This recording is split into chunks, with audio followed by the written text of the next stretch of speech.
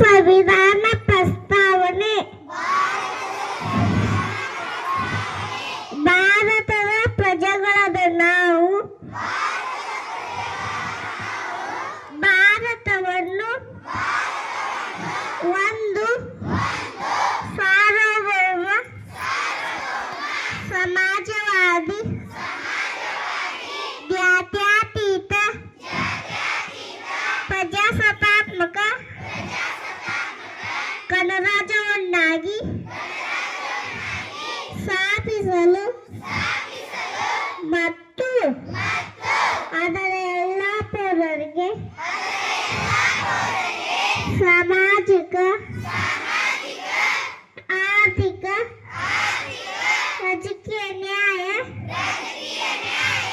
ವಿಚಾರ ಅಭಿವ್ಯಕ್ತಿ ನಂಬಿಕೆ ಧರ್ಮ ಮತ್ತು ಉಪಾಸನೆ ಸ್ವಾತಂತ್ರ್ಯ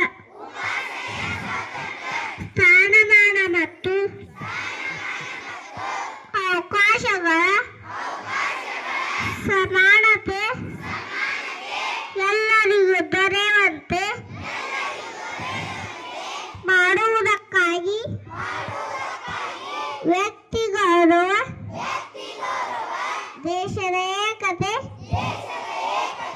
ಸಮಗ್ರತೆಯನ್ನು ರಕ್ಷಿಸಿ ಭದ್ರತಾ ಭಾವನೆಯನ್ನು ಎಲ್ಲರಲ್ಲೂ ವೃದ್ಧಿಗೊಳಿಸುವುದಕ್ಕಾಗಿ ದೃಢ ಸಂಕಲ್ಪ ಮಾಡಿ ನಮ್ಮ ಸಂವಿಧಾನ ಈ ರಚನಾ ಸಭೆಯಲ್ಲಿ ನವೆಂಬರ್ 26, 1949 ಈ ಸಂವಿಧಾನವನ್ನು